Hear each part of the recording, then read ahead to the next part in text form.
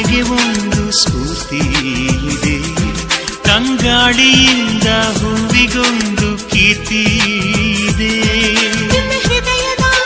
ಹೃದಯದಲ್ಲಿ ಪ್ರೀತಿ ಇದೆ. ಆ ಕಥೆಗಳೆಲ್ಲ ಕಣ್ಣ ತುಂಬಿ ನೀರಾಗಿದೆ. ಇದು ಮರೆಯದ ಹಾಡು, ಮೌನಗಳೇ ಸಾಕ್ಷಿಗಳು. ಇದು ಮುಗಿಯದ ನೆನಪು, ವಿರಹಗಳೇ ಗುರುತುಗಳು. ಇದು ಮರೆಯದ ಹಾಡು, ಮೌನಗಳೇ ಸಾಕ್ಷಿಗಳು.